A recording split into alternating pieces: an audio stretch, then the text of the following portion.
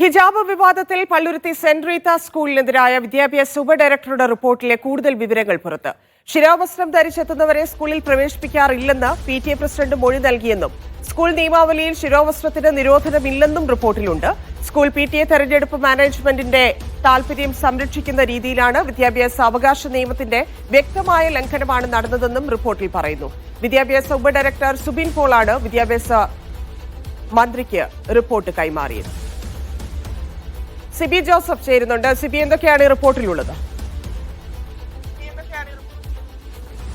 അതന്നെ, ഈ ഹിജാബ് വിവാദം നിലനിൽക്കെയാണ് ഇവിടെ ഈ വിദ്യാഭ്യാസ ഉപഡയറക്ടർ സ്കൂളിൽ ഈ പള്ളുരുത്തി സ്കൂളിൽ നേരിട്ടെത്തുകയും പിന്നീട് അവിടെ നിന്നും ചില വിശദാംശങ്ങൾ ശേഖരിച്ചുകൊണ്ട് പിന്നീട് ഒരു റിപ്പോർട്ടായി വിദ്യാഭ്യാസ മന്ത്രിയെ കൈമാറിയത്.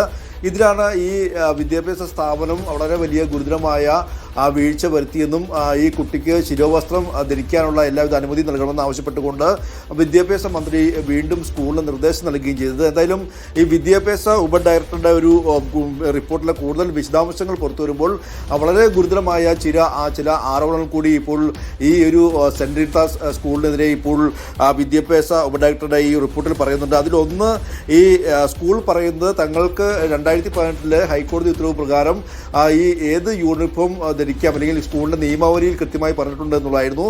എന്നാൽ ഈ വിദ്യാഭ്യാസ ഉപഡയറക്ടറുടെ ഒരു റിപ്പോർട്ടിൽ പറയുന്നത് സ്കൂൾ നിയമാവലിയിൽ ശിരോവസ്ത്രം ധരിക്കരുത് എന്ന് പ്രത്യേകം എടുത്തു പറഞ്ഞിട്ടില്ല എന്നും ഈ ശിരോവസ്ത്രം ധരിച്ച് സ്കൂളിൽ വരുന്ന വിദ്യാർത്ഥികളെ പ്രവേശിപ്പിക്കാറില്ല എന്നും PTA പ്രസിഡന്റ് പറഞ്ഞു എന്നുള്ളൊരു കാര്യമാണ് ഈ റിപ്പോർട്ടിൽ പറയുന്നത്. മറ്റൊന്ന്, തലയിലൂടെ ഷാൾ ചുറ്റി വരാൻ പാടില്ല എന്ന് കൃത്യമായി സ്കൂൾ നിയമത്തിൽ രേഖപ്പെടുത്താത്ത എന്തിനെന്നുള്ള ചോദ്യത്തിനും കൃത്യമായി സ്കൂൾ മാനേജ്മെന്റ് മറുപടി നൽകിയിട്ടില്ല എന്ന് പറയുന്നു. അതായത് ഈ ശിരോവസ്ത്രം ധരിച്ച് സ്കൂളിൽ എത്താൻ പാടില്ല എന്ന് സ്കൂളിന്റെ നിയമാവലിയിൽ തന്നെ ഇല്ല എന്ന് PTA പ്രസിഡന്റ് പറഞ്ഞു എന്നുള്ളൊരു കാര്യമാണ് ഈ ഒരു റിപ്പോർട്ടിൽ ഈ വിദ്യാഭ്യാസ ഉപഡയറക്ടർ പറഞ്ഞിരിക്കുന്നത്. മറ്റൊരു പ്രധാനപ്പെട്ട കാര്യം, സ്കൂളിനെതിരെ ഗൗരവകരമായി പറഞ്ഞിരിക്കുന്നത് ഈ സ്കൂളിന്റെ PTA പ്രസിഡന്റിനെയും PTA കമ്മിറ്റി എന്നതിനെ രൂപീകരിക്കുന്നതിൽ ഒരു അശാസ്ത്രീയമായ രീതിയാണ് പിന്തുടർന്നിരിക്കുന്നതെന്നും ഇപ്പോൾ കണ്ടെത്തിയതായും പറയുന്നു.